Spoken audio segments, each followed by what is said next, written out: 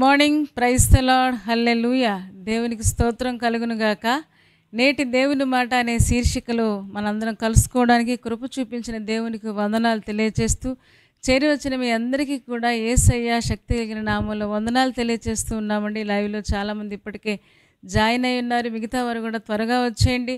ఈరోజు నేటి దేవుని మాట ఆ శీర్షికలో దేవుడు మనకి ఇవ్వబోతున్న మాటను మనం ధ్యానం చేసుకొని ఈరోజంతా ఆ వాక్యాన్ని ధ్యానం చేస్తూ ఆ వాక్య వెలుగులో మన జీవితాలను సరిచూసుకుంటూ ముందుకు సాగిపోవడానికి పరిశుద్ధాత్మ దేవుడు మనకి ఇవ్వబోతున్న మాటను మనం ఒక్కసారి జ్ఞాపకం చేసుకుందాం. తీస్తారా ఒక్కసారి? ఈరోజు న్యాయము తీర్చు దేవుడు, మన దేవుడు న్యాయము తీర్చే దేవుడని లేఖనం తెలియజేస్తూ ఉంది. కీర్తనల గ్రంథం 146వ దావీదు కీర్తన 7వ వచనం మనం చదువుతూ ఉన్నాం. అందరూ తీసుకున్నారు కదా. 146వ కీర్తన 7వ వచనం. అక్కడ రాయబడిన మాట ఏంటి అంటే, బాధపరచబడు వారికి ఆయన న్యాయము తీర్చును. ఎవరైతే బాధించబడుతూ ఉన్నారో, ఎవరైతే బాధలు పెట్టబడుతూ ఉన్నారో వారందరికీ కూడా న్యాయము తీర్చే గొప్ప దేవుడు ఉన్నాడు. ఆయనే ప్రభువైన యేసు క్రీస్తు అని లేఖనం తెలియజేస్తుంది. ఈ రోజున చాలామంది మాకు అన్యాయం జరిగింది, మా బంధువులు అన్యాయం చేశారు, లేకపోతే మా కుటుంబ సభ్యులు అన్యాయం చేశారు, లేకపోతే దేవుడే మాకు అన్యాయం చేశాడని చాలామంది రకరకాలుగా వాపోతూ ఉంటారు, బాధపడుతూ ఉంటారు. దేవుడు ఈ రోజున మనకిస్తున్న మాట ఏంటి అంటే, బాధించబడే వారందరికీ కూడా దేవుడు న్యాయం తీరుస్తాడంట. చూడండి, కీర్తనల గ్రంథం 9వ దావీదు కీర్తనలో కూడా ఒక మంచి మాట మనం చూస్తాం. కీర్తనలు 9 అక్కడ కూడా బాధించబడే వారి కోసం రాయబడిన మాట 9వ అధ్యాయము 9వ దావీదు కీర్తన 10వ వచనం నేను చదువుతూ ఉన్నాను. మీరు కూడా 12వ వచనం చదువుతూ ఉన్నాను. ఒక్కసారి మీరు చూడండి. 12వ వచనం. ఆయన రక్తాపరాధమును గూర్చి విచారణ చేయనప్పుడు బాధపరచబడు వారిని జ్ఞాపకము చేసుకొనును, వారి మొర్రను ఆయన మరువడు అని లేఖనం తెలియజేస్తుంది. బాధపరచబడే వారినంట దేవుడు జ్ఞాపకం చేసుకుని వారి మొర్రను ఆయన మరిచిపోయేవాడు కాదు అంట. ఎంత మంచి దేవుడో కదా. మనకు న్యాయం తీర్చడానికి, మన పక్షంగా సహాయం చేయడానికి, మన జీవితాలు నిలబెట్టడానికి దేవుడు మనకు తోడుగా ఉన్నాడని లేఖనం తెలియజేస్తుంది. చూద్దాం, అసలు ఈ బాధలు ఎందుకు వస్తూ ఉన్నాయి, ఈ శ్రమలు ఎందుకు వస్తూ ఉన్నాయి, మన పితరులు ఎవరైనా బాధలు పడ్డారా, శ్రమలు పడ్డారా అని ఒక్కసారి ఆలోచిస్తే న్యాయాధిపతుల గ్రంథము 6వ అధ్యాయం 7వ వచనం మనం చూద్దామా? న్యాయాధిపతుల గ్రంథము 6వ అధ్యాయం 7వ వచనం నేను చదువుతూ ఉన్నాను, మీరు కూడా చూడండి. మిద్యానీయుల వలన బాధను బట్టి ఇశ్రాయేలీయులు యెహోవాకు మొర్రపెట్టగా.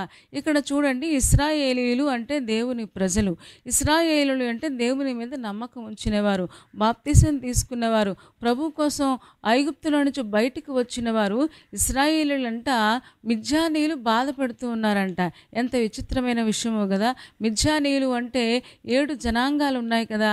7 జనాంగాలు ప్రజలు కూడా దేవుని ప్రజలైన ఇశ్రాయేలును బాధ పెట్టడానికే కంకణం కట్టుకొని అస్తమాను వారు పొలాలు పాడు చేస్తూ, వారు విత్తనాలు విత్తుతూ ఉంటే విత్తనాలు ఎత్తుకుపోయి వాళ్ళ జీవన సాధనాలను కూడా ఎత్తుకుని పోయి చాలా ఇబ్బంది పెట్టారు.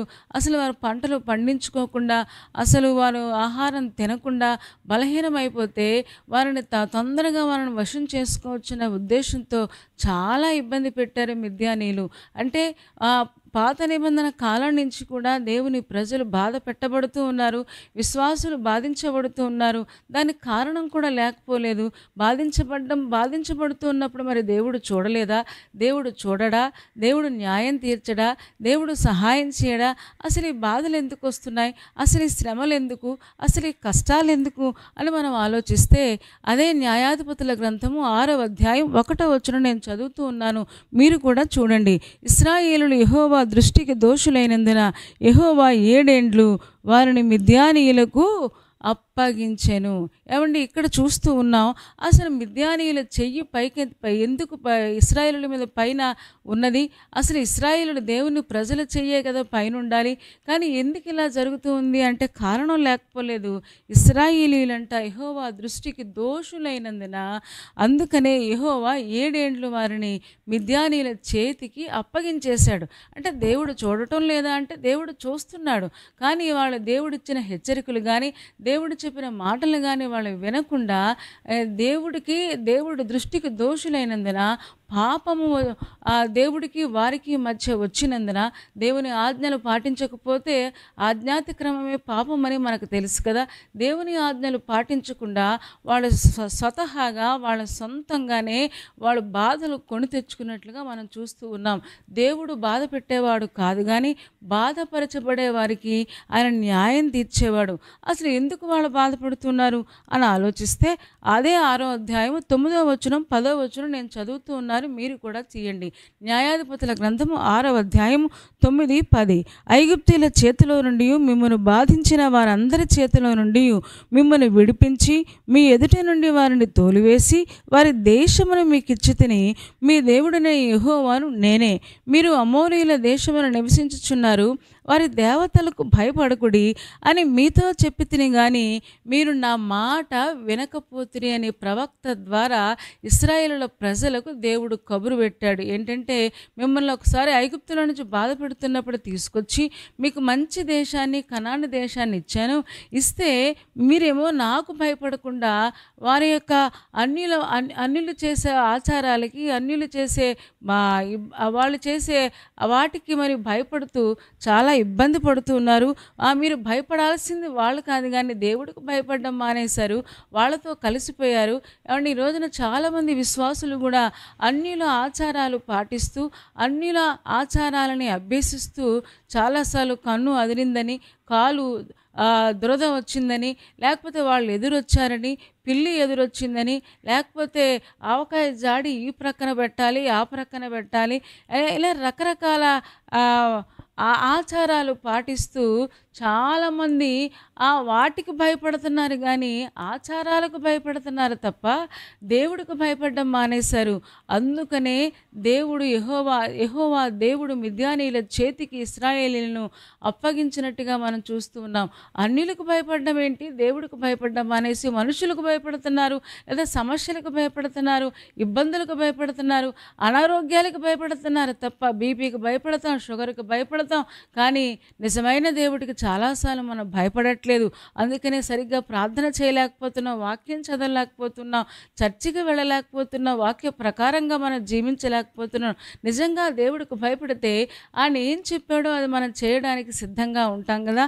చూడండి, మనం ఎవరికి భయపడాలో యెషయా గ్రంథము 8వ అధ్యాయము 13వ వచనంలో కూడా మనం చూస్తాం. యెషయా గ్రంథము 8వ అధ్యాయం 13వ వచనం నేను చదువుతూ ఉన్నాను, మీరు కూడా ఒక్కసారి చూడండి.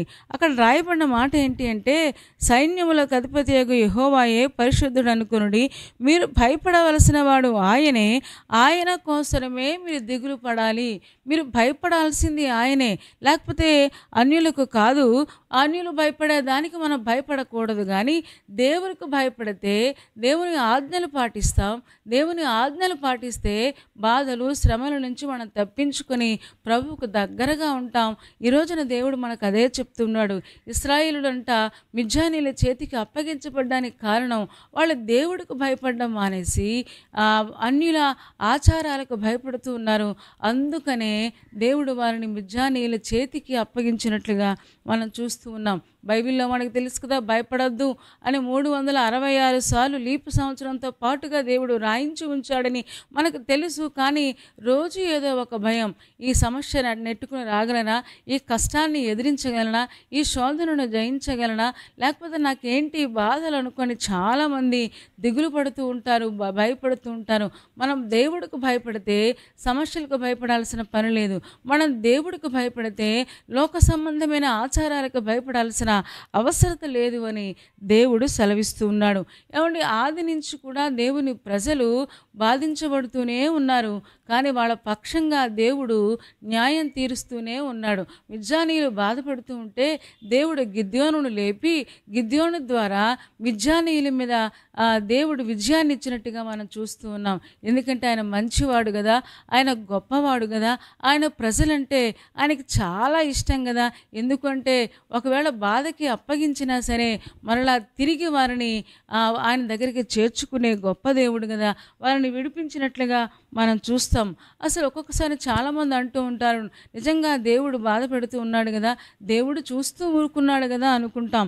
విలాప వాక్యములు 3వ అధ్యాయము 31 నుంచి 36 వరకు మనం చూడగలిగితే విలాప వాక్యములు 3వ అధ్యాయము 31 నుంచి 36 వరకు మనం చూడగలిగితే అక్కడ రాయబడిన మాట, ప్రభువు సర్వకాలము విడనాడడు, ఆయన బాధ పెట్టినను తన కృపా సమృద్ధిని బట్టి జాలిపడును, హృదయపూర్వకముగా ఆయన నరులకు విచారమునైనను బాధనైనను కలుగ చేయడు, దేశమునందు చెరపట్టబడిన వారిని అందరినీ కాళ్ల క్రింద త్రొక్కుటయు, మహోన్నతుని సన్నిధిని నరులకు న్యాయము తొలగించుటయు, ఒకనితో వ్యాజ్యమాడి వారిని పాడు చేయుటయు ప్రభువు మెచ్చుకునే కార్యములు కావు అని విలాప వాక్య గ్రంథకర్త రాస్తూ ఉన్నాడు. మహోన్నతుని సన్నిధిని అంట నరులకు ఎవరైనా న్యాయం తొలగిస్తూ ఉంటే, అలాగే వారిని పాడు చేస్తూ ఉంటే దేవుడు మెచ్చుకునే కార్యాలు కావు అంట. విశ్వాసులారా జాగ్రత్త. మనం ఎవరినైనా అనవసరంగా బాధ పెట్టినా, మనం ఎవరినైనా అనవసరంగా ఇబ్బంది పెట్టినా దేవుడు ప్రతీదీ గమనించేవాడు. ముఖ్యంగా విశ్వాసులు జాగ్రత్తగా ఉండాల్సిన అవసరత ఎంతైనా ఉంది. ఆయన హృదయపూర్వకంగా ఎవరికి విచారాన్ని కానీ బాధని కానీ కలుగ చేయడం అని లేఖనం తెలియచేస్తుంది. ఆది నుంచి ప్రజలు ఇబ్బందిలోనే ఉన్నారు, కష్టాలలో ఉన్నారు. దేవుని ప్రజలు నింద అనుభవిస్తూనే ఉన్నారు. నిర్గమకాండము 2వ అధ్యాయము 23వ వచనం ఒకసారి చూస్తారా? నిర్గమకాండము 2వ అధ్యాయము 23వ వచనం ఒకసారి నేను చదువుతున్నాను, మీరు కూడా చూడండి. అలాగున అనేక దినములు జరిగిన మీదట ఐగుప్తు రాజు చనిపోయిన ఇశ్రాయేలును తాము చేయుచున్న వెట్టి పనులను బట్టి నిట్టూర్పులు విడుచుచు మొర్ర పెట్టుచుండగా, తమ వెట్టి పనులను బట్టి వారు పెట్టిన మొర్ర దేవుని యొద్దకు చేరును. ఐగుప్తులో ఫరో రాజు ఇశ్రాయేలు ప్రజలందరినీ వెట్టి పనులు చేయించుకుంటున్నాడు. వాళ్ళ రాజుకు సంబంధించిన వారు, కానీ వారి చేత బానిసత్వం చేయించుకుంటూ వారిని చాలా ఇబ్బంది పడుతూ, వారిని అసలు కనీసం తిండి తినవ్వకుండా, కనీసం భోజనం చేయకుండా చాలా ఇబ్బంది పెడుతూ ఉన్నారు. అలాంటి సమయంలో దేవుడు మోషే లాంటి నాయకుడిని పంపించి వాళ్ళ మొర్రపెట్టి తమ పాపాన్ని ఒప్పుకున్న తర్వాత మోషే లాంటి నాయకుడిని పంపించి విడిపించినట్లుగా మనకు తెలుసు. దేవుడు విడిచిపెట్టేవాడు కాదు, దేవుడు న్యాయం తీర్చేవాడు. వాడు ఇశ్రాయేలులు ఐగుప్తు దేశం నుంచి వచ్చేటప్పుడు వాళ్ళందరి దగ్గర అడిగి తీసుకున్న ఎంతైతే వాళ్ళు పోగొట్టుకున్నారో అంతా వాళ్ళు సంపాదించుకొని వాళ్ళు తిరిగి ఎర్ర సముద్ర మార్గంలో ఐగుప్తుని విడిచిపెట్టి వచ్చినట్లుగా మనకందరికీ తెలుసు. ఎందుకు అంటే మన దేవుడు న్యాయం తీర్చేవాడు. ఈరోజున ఏ పనులను బట్టి మీరు ఇబ్బంది పడుతూ ఉన్నారు? ఉద్యోగాలలో చాలామంది ఇబ్బంది పడుతూ ఉంటారు, చాలా కష్టపడుతూ ఉంటారు, మనసును గాయపరుస్తూ ఉంటారు. ఇలాంటి వారి మధ్య నలిగిపోతూ ముందుకు వెళ్ళలేక, భక్తి చెయ్యలేక నలిగిపోతూ ఉన్నారా? దేవుడు మీరు పెట్టిన మొర్ర వింటూ ఉన్నారు, మీ బాధ చూస్తూ ఉన్నాడు.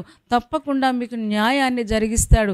చాలామంది చెప్తూ ఉంటారు, మాకు ప్రమోషన్ ఆగిపోయిందండి, అక్కడ ఆపేశారండి. ఎందుకు అంటే నేను దేవుని బిడ్డనని వాళ్ళు తెలుసుకుని వాళ్ళు అలా చేస్తున్నారని చాలామంది ప్రేయర్ చేయమని చెప్తూ ఉంటారు. ఈరోజున దేవుడు మనకి ఇస్తున్న మాట, బాధించబడే వారందరికీ కూడా దేవుడు న్యాయం తీరుస్తాడు.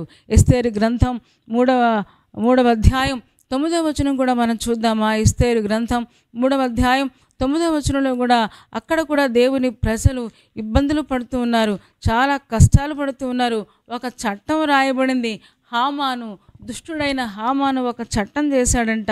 చూడండి 3వ అధ్యాయము 9వ వచనం నేను చదువుతూ ఉన్నాను, మీరు కూడా చూడండి. రాజునకు సమ్మతి అయితే వారు హతము చేయబడినట్లును, నేను ఆ పని చేయవారికి 20,000 మణుగుల వెండిని రాజు యొక్క ఖజానాలో ఉంచుటకు తూచి అప్పగించినట్లును చట్టము పుట్టించుమనగా, యూదులందరినీ చంపేద్దాం, దేవుని ప్రజలను చంపేద్దాం, ఎందుకంటే వాళ్ళు వంగట్లేదు, నమస్కారం పెట్టట్లేదు, నాకు అసలు సలాం చేయట్లేదు.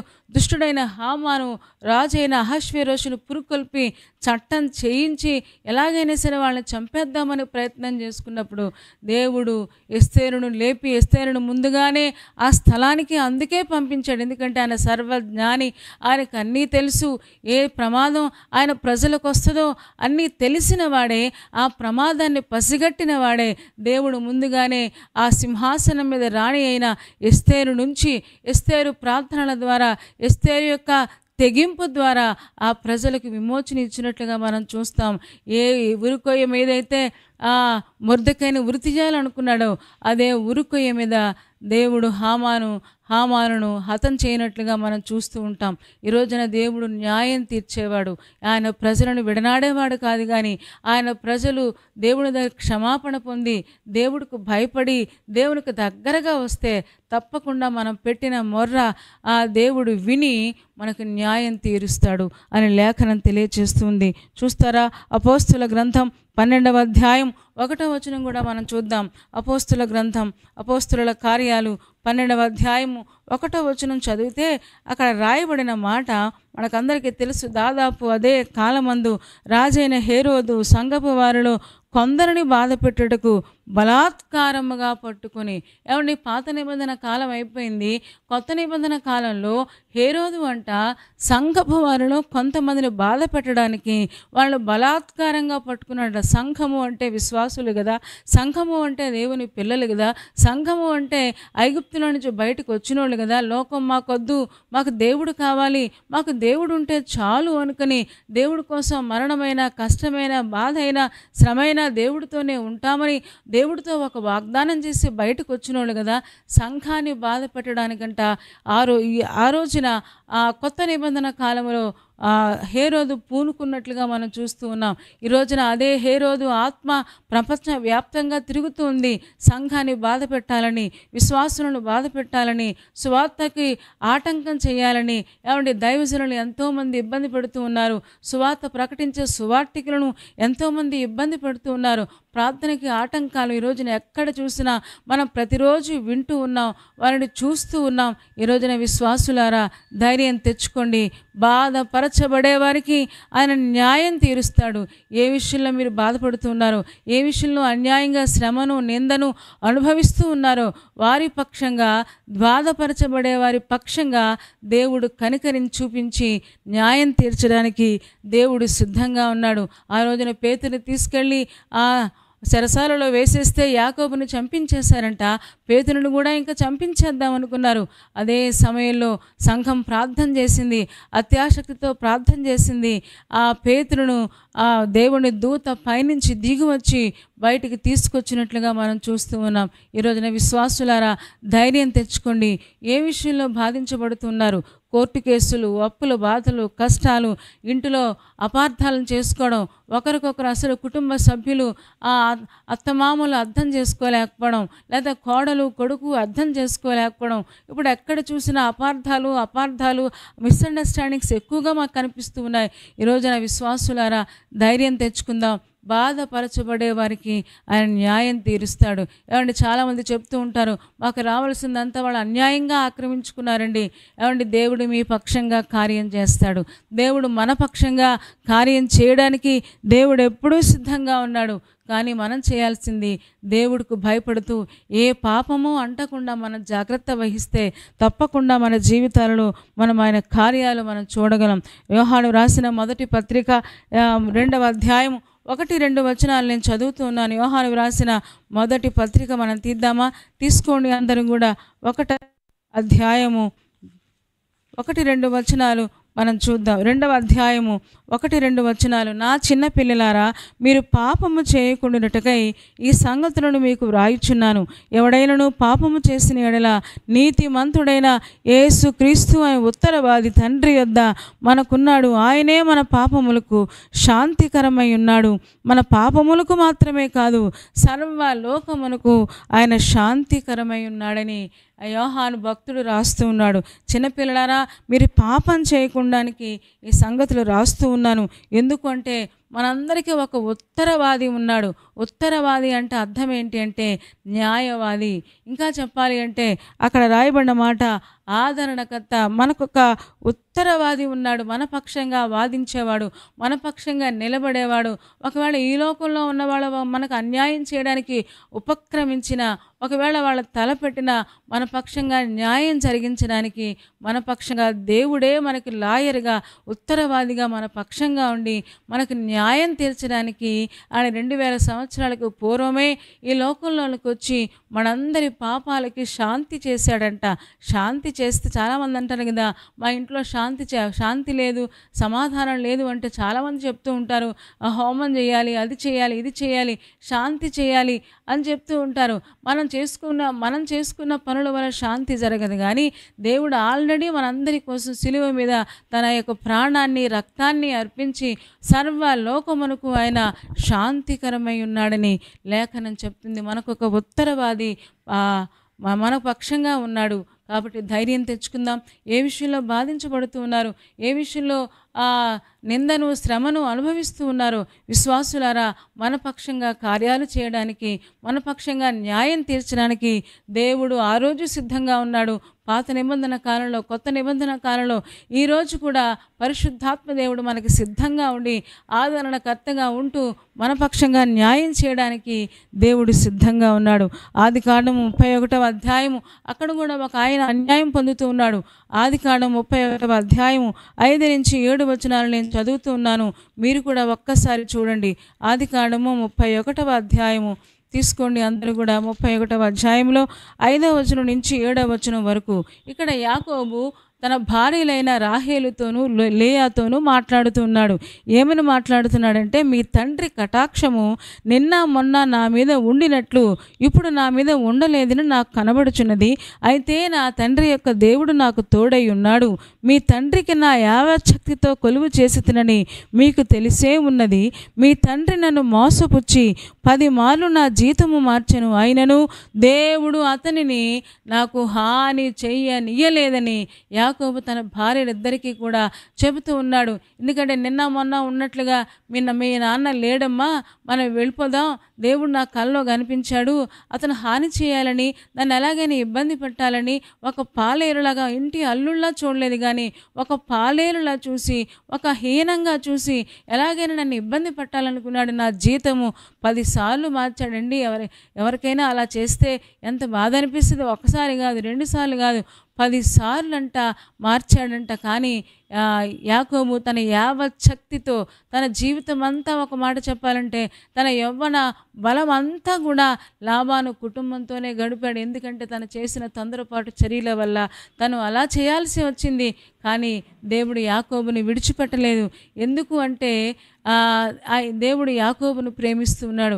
యాకోబునే కాదు, మనల్ని కూడా ఆయన ప్రేమిస్తూ ఉన్నాడు. కాబట్టి మనకు న్యాయం తీర్చడానికి ఈరోజున చాలామంది చాలా కష్టపడతారు, కానీ దానికి తగిన ఫలితాన్ని పొందుకోలేకపోతున్నారు. చాలామంది మంచి చదువులు చదువుకుని ఉన్నారు, దానికి తగిన ఉద్యోగాలు కనిపించట్లేదు.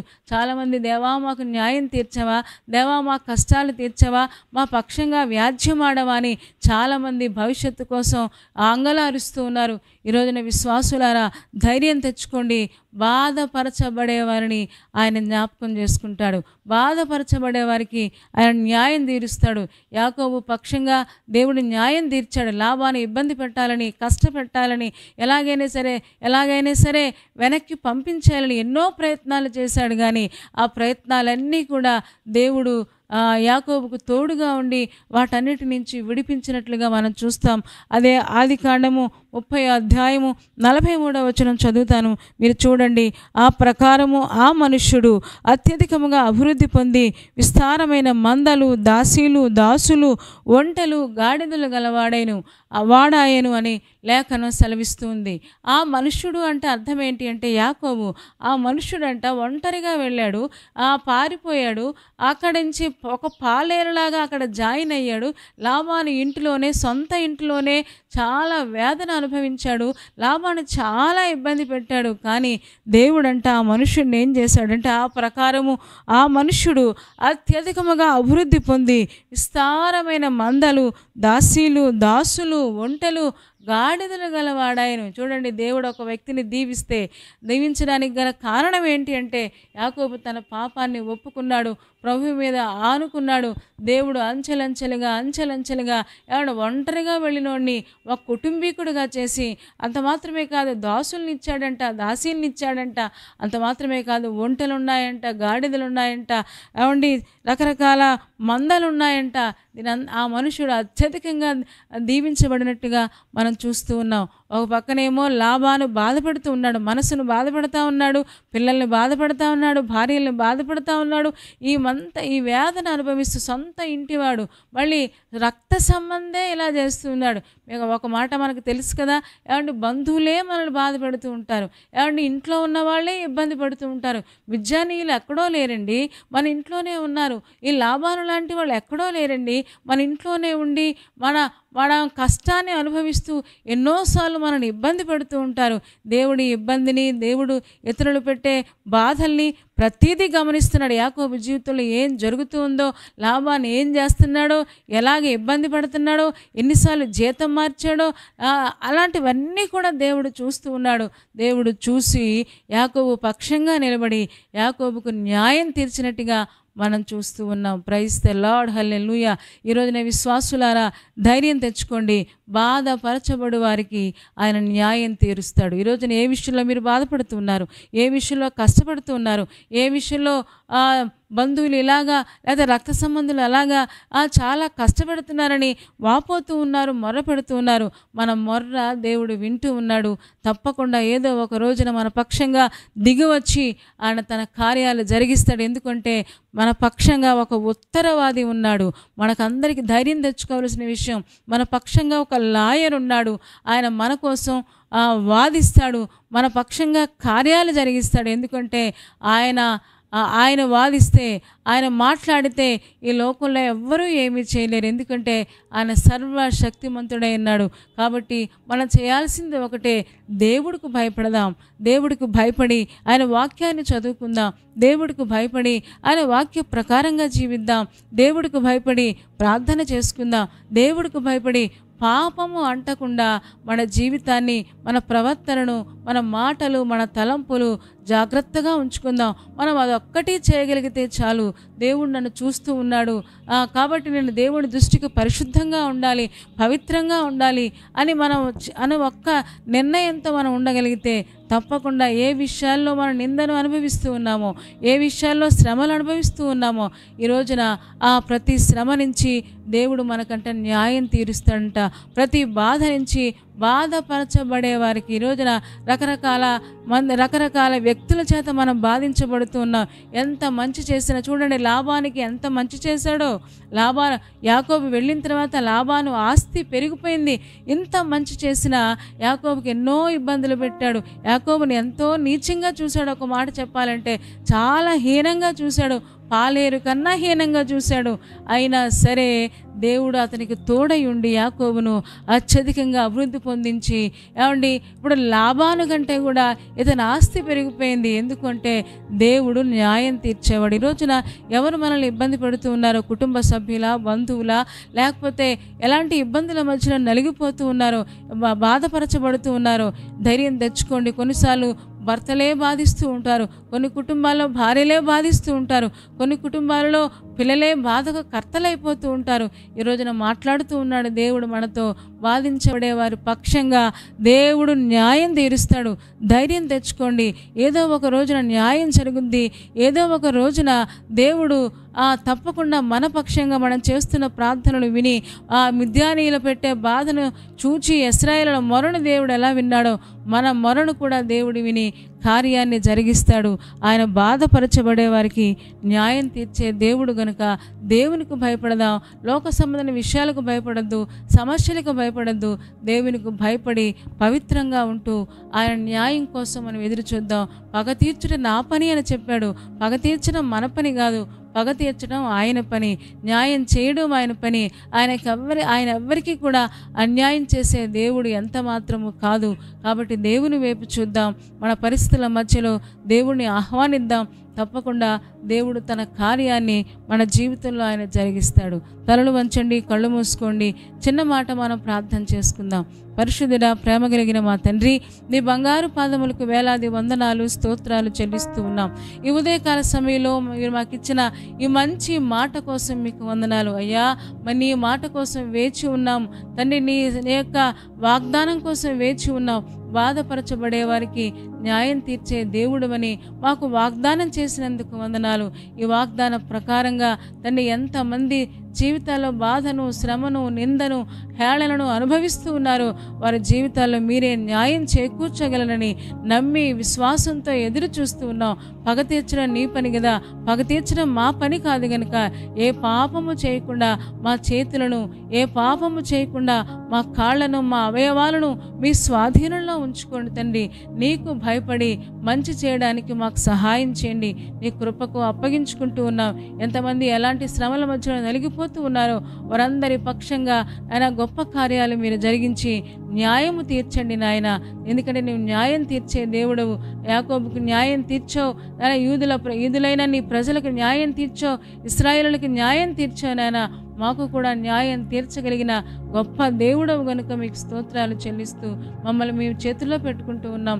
ఎంతమంది లైవ్ చూస్తూ ఉన్నారో, తర్వాత చూస్తూ ఉన్నారో వారందరినీ కూడా జ్ఞాపకం చేసుకోండి. కోర్టు కేసుల్లో ఉన్న వారికి, అన్యాయంగా శిక్షను, బాధను అనుభవిస్తున్న వారికి యేసు నామంలో విడుదల ప్రకటిస్తూ ఉన్నాం. బాధపరచబడే వారికి న్యాయం తీరుస్తానని వాగ్దానం చేశావు కదా, ఉత్తరవాదిగా మీరున్నందుకు వందనాలు దేవా. కనికరించుము, వారిని ధైర్యపరచమని ప్రార్థిస్తూ ఉన్నాం. అని ఈరోజు ఎంతమంది ప్రయాణాలు పెట్టుకున్నారో, పనులలో మునిగిపోతూ ఉన్నారో ప్రతి పనిలో సహాయం చేయండి. ఎంతమంది పాఠశాలలకు వెళుతూ ఉన్నారో, కాలేజెస్కి వెళుతూ ఉన్నారో, మాకు సీటు రావాలని, ఆయన మా పిల్లలకు మంచి భవిష్యత్తు ఉండాలని ఎంతమంది వేచి ఉన్నారో వారందరినీ జ్ఞాపకం చేసుకొని అద్భుతమైన కార్యాలు, ఆశ్చర్యకరమైన కార్యాలు వారి జీవితాలలో జరిగించి వారి కుటుంబాలకు మేలు జరిగించును ఆయన.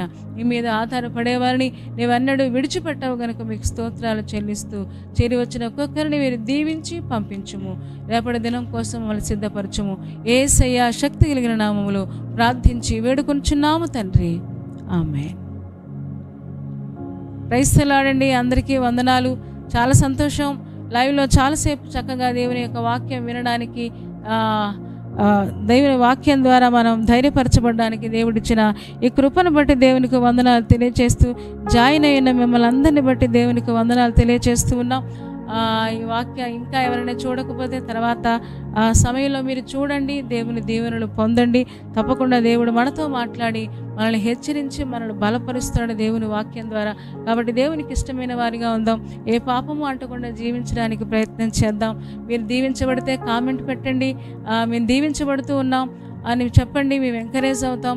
అలాగే ఈ ప్రోగ్రాం ఒకవేళ డాక్టర్ స్పర్జన్ యూట్యూబ్ ఛానల్ని మీరు సబ్స్క్రైబ్ చేసుకోకపోతే సబ్స్క్రైబ్ చేసుకుంటే తప్పకుండా ఆ ప్రోగ్రామ్స్ అన్నీ మీకు వచ్చేస్తాయి, నోటిఫికేషన్స్ వస్తాయి. అంత మాత్రమే కాదు, ఇతరులకు ఈ కార్యక్రమాన్ని షేర్ చేయండి. తద్వారా ఇతరులు మేలు పొందినప్పుడు ఆ ఆనందం, ఆ సంతోషం మనం కూడా అనుభవిస్తాం. మనం పొందిన ఆనందం వాళ్ళు కూడా పొందాలి అనే ఒక మంచి ఉద్దేశంతో అందరికీ షేర్ చేయండి, అందరికీ చెప్పండి. ప్రతిరోజు ఈ విధంగా మనం నేటి దేవుని మాట అనే శీర్షికలో కలుసుకొని దేవుని యొక్క వాక్యాన్ని ధ్యానం చేసుకుందాం. మరి రేపటి దినం కలుసుకుందామా? అప్పటి వరకు దేవుని మహాకృప మనందరికీ తోడై ఉండును గాక. ఆమేన్, ఆమేన్, ఆమేన్.